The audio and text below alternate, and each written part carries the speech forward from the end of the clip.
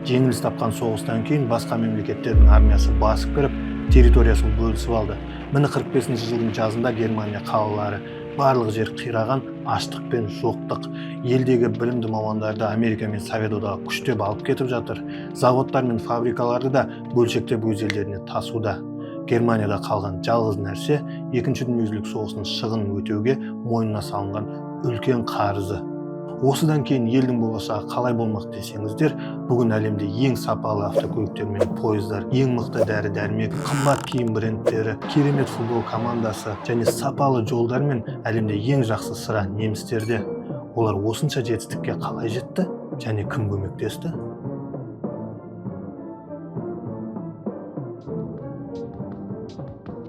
Бұл Германияда ең бай компаниялардың ондығы. Қараңыз, жартысының көбінің тарихы 100 жыл бұрын басталып тұр. Салыстыруға Америкаға қарасақ, көне компания біреу-ақ, Қытайда да біреу ғана, ал Жапонияда мүлде жоқ. Тағы да анықтап қарасақ, Германияның компаниялары табиғи қазбаны сатып отқан жоқ. Олар ең мықты машина, пойыз, фарматехника, заманауи технологиялар, жалпы ең қиын өнімдерді өндіріп, әлемді қамтып отыр. 19 ғасырда Германия бүгінгі Қытай секілді әлемде заводтар мен фабрикалар отаны. Ол жерде барлығы арзан, сондықтан өндірісте тиімдірек. Бүгінгі Қытай өнімдері Европа мен Америка нарығына арналған болса, ол кездегі Германия өнімдері бай және мықты Британия корольдігіне арналған. Германияның өнімдерін Британия сатып алу ұзақ мерзімге созылды. 1960 жылдары Германия әлемде автокөлік өндіруден екінші орында болса да, автокөлік иелерінің саны Британияға қарағанда 2 есе аз болатын. Германия экономикасында 19 ғасырда да, 20 ғасырда да қазіргі кезде де бір қалыпты орын алып жатқан жағдай, ол жеке бизнесті мемлекеттің қолдауы. Мына суреттегі түрі қаталдау Отто фон Бисмарк деген кісі туралы естуіңіз бар ма? Ол немістерді бір тудың астына біріктірген Германия империясының алғашқы канцлері. Және ол жеке кәсіпкерлікті қолдайтын көптеген заңдар қабылдады. Нәтижесінде діндарлар мен егіншілер тұратын ел әлемде фабрикалар отанына айналды. Әлем бойынша инвесторлар неміс компанияларына ақша құйып, жеке кәсіпкерлер темір жол, завод, фабрикалар салды. Осылайша Германияда өндірістік революция басталды. Сонымен қатар жалақысы өте арзан және ісіне қатал тәртіппен қарайтын неміс жұмысшылары әлем инвесторларының қызығушылығын арттырды. Осыған дәлел болатын Рэй Стэннард Бейкердің жазған Sin and Germany атты кітабынан үзінді оқимын. Кез келген өркениетті жұмысшы неміс жұмысшысының орнында болуды қаламайды. Өйткені олар сияқты көп жұмыс істеп аз ақша алуға, арзан және жағымсыз тамақ жеуге ешкім келіспейді. Мұнда Германияда кеме жасау зауытында ағаш ұстасы 11 сағаттық жұмыс күнінде 90 цент алып жатыр.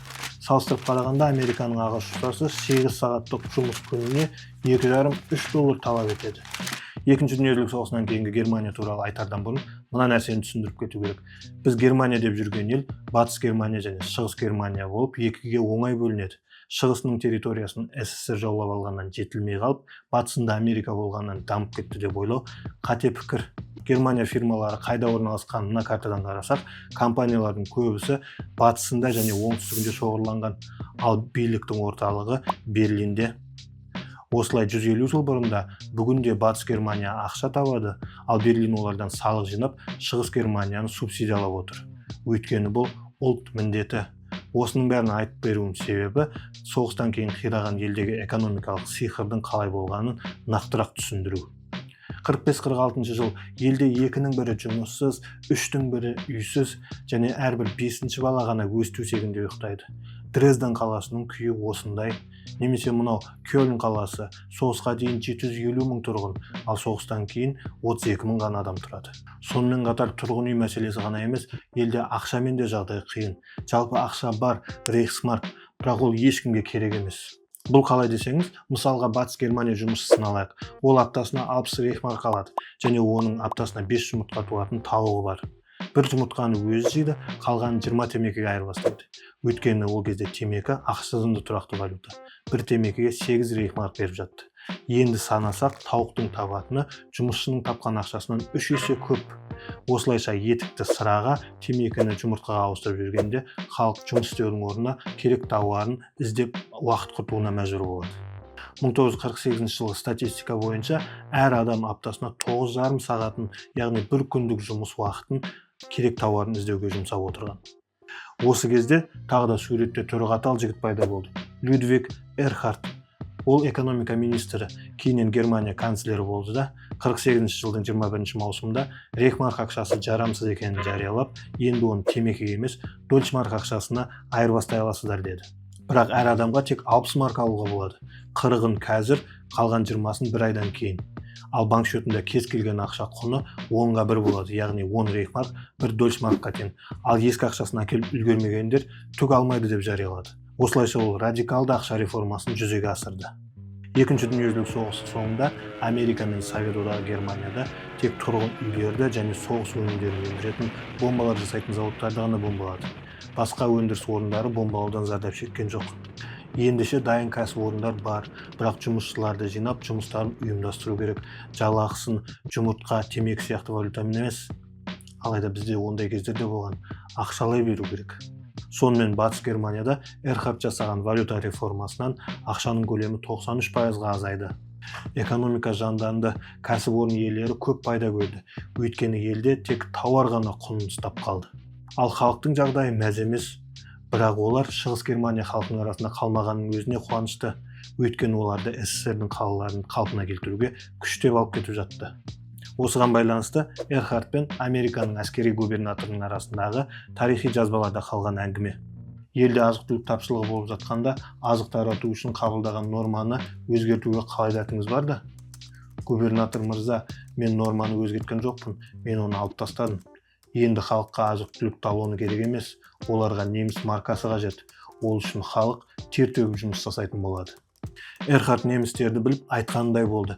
Зауыттардың барлығы жұмыстарын бастап, Германия бұрынғыдай арзан және сапалы өндірістің орталығына айналды. Нәтижесінде 1959 жылдан бастап бүгінге дейін Германия әлемдегі экспортқа тауар жасайтын елдердің үштігінде. Осы кезде тағы айтып кету керек мәселе, Германияның осынша тез алға шығуына мүмкіндік берген ол план Маршаллы. Ол туралы естуіңіз бар ма? Соғыстан кейін Европа және Германия қалпына келу үшін Америка пайызсыз кредиттер беріп отырды. Соның ішінде Германияға 1,5 миллиард, қазіргі есептегенде 20 миллиард доллар бөлінді. Америка өндірушілері Европаға тауарлар мен техникаларын сатып, Европа нарығын жаулап алды. Соғыстан кейін Батыс Европа шығысқа қарағанда тезірек бұрынғы қалпына келді. Осыған тағы да үлкен себеп бар. Ол Американың неміс бизнесмендермен қандай қарым-қатынас жасағанында. Немістің атақты Hugo Boss фирмасы бар. Оны модный киімдері мен қымбат иіс сулары арқылы танимыз. Бірақ олар 1933 жылы СС әскеріне осындай форма тігуге өте тиімді тапсырыс алды. Фирманың негізін қалаушысы Hugo Fernand Boss осымен шектеліп қалмады. Екінші дүниежүзілік соғысы басталғанда оның кәсіпорнын аса маңызды нысан деп жариялап, сол жерде бүкіл неміс солдаттарына форма тігіліп жатты. Ал жұмысты Франция, Польша, Украиналық соғыс тұтқындарына күштеп жасатқан. Соғыстан аман қалған адамдардың айтуы бойынша концлагерден айырмашылығы болмаған аштық, антисанитария, ауыр жұмыс. Партия мүшесі болып неміс армиясына форма тіккенім тек компания банкрот болып қалмау үшін ғана. Бұл Hugo Boss'тың соғыс біткеннен кейін ақталып айтқан сөзі. Енді сізге сұрақ, ресми денацификациялау бағдарламасы кезінде ақш Hugo Boss'қа қандай жаза қолданды? Фирмасын жауып тастап, ату жазасына кесті деп ойлайсыз ба? Жоқ, оны нацистердің көмекшісі деп дауыс беру құқығынан айырып, 80 мың марк айыппұл салды. Болды. Сосын ол қартайып қайтыс болды, фирма әрі қарай жұмысын жалғастырды, кейіннен әдемі костюмдер шығарды. Енді оны нацистер емес, әйгілі артистер киіп жүр. Осы Hugo Boss фирмасымен болған жағдай жалғыз емес. Американың парламентінде немістерді жеңгесін бизнесмендерін аяушылықпен қабылдауын мақсат қылып тұтып жүрген бір топ шенеуніктер болған. Себебі ол кезде немістерде бизнес жасайтын басқа мықтылар аз. Мысалы, Альфред Крупп, ол неміс тарихында ең ірі компания Фридрих Круппты басқарған. Бұл кәсіпорын тұтқындарды құлша жұмсап, неміс армиясына көліктерін, танктерін, пушкаларын жасап беріп отырған. Альфред Крупптың нацистік Германия үшін сіңірген еңбегінің бәрін атап өту ұзақ әңгіме. Қысқаша айтып өтейін. Басып алынған елдердегі кәсіпорындарды тұтқындарды пайдаланып басқарып отырды. Гитлердің қаржы фондының президенті және стандарт фюрер атты шен иесі, яғни армия полковнигі. Осылайша оған қандай жаза қолданды деп ойлайсыздар? 1948 жылы 12 жылға бас бостандығынан айырылды. 12 жыл. Европа мен Азияның жартысын талқандаған, миллиондаған адамдарды құлдыққа салып, өлімге жеткізген адамды 12 жылға бас бостандығынан айырды. Жақсы, енді 3 жыл өткеннен кейін Американың жоғары комиссары Джон Маклой амнистияға қол қойып, 53 жылы Альфред Крупты бостандыққа шығарды. Оған қоса ол иеліктерін де жоғалтқан жоқ. Круп концернін қайта іске қосып, зауыттарының жұмысын жалғастырды. Өмірінің соңына дейін бақытты басқарып, 1967 жылы өмірден өтті. Осы жерде фашистік Германияны жасырмай қолдаған және Гитлердің арқасында ұялмай ақша тапқандарға қалай соншалықты мейірім пайда болды деген сұрақ туады. Оған жауап беру үшін Америка және оның достары неден қауіптенетінін түсіндіру керек. Екінші дүниежүзілік соғысынан кейін Германия территориясын мына картадағыдай бөлісіп алды. Шығысында Совет одағы, батысында Америка, Франция және Британия. Сталин шығыс Германияда коммунистік режим орнатып, бүкіл завод фабрикаларын бөлшектеп тасып алып кетті. Сонымен қоса Сталин Британияның бақылауындағы территорияға иелік беруді талап етті. Өйткені ол жерде өндірістік кәсіпорындар көп шоғырланған, яғни ол жерде пайда көп. Бірінші дүниежүзілік соғысында да Германия жеңіліс тапқан болатын. Ол кезде де елде түк қалдырмаған болатын. Елдің жағдайы өте қиын. Қараңыз, 1 миллиард марка бір купюрада. Осы жағдайда халық Гитлерді қолдап, Гитлер де бұл жағдайды пайдаланып, елде өз режимін орнатты. Сталиннің идеясы Германия қайтадан байып, шабуыл ұйымдастырмау үшін барлық байлығын алып кету. Жалпы айтқанда, кез келген радикалды идея ол жоқтықтан пайда болады. Ал оның алдын алудың жалғыз жолы бар. Ол халықтың жағдайын жақсартып, дамыту. Мейірімділіктің пайда болу себебі де осы. Германия халқы кек алу жолын іздемей, заводтар мен фабрикаларда жұмыс істеу керек. Осы екінші дүниежүзілік соғысынан кейін Америка Германияға салған қарызын не істеді білесіздер ме? Бағана айтқан ақша реформасы кезінде 379 миллиард рейхмарк қарызын кешірді. Сонымен қатар шығыс Германиядан коммунистік басқару идеясы кіріп кетпеу үшін елді капитализмнің бетпердесіне айналдырды.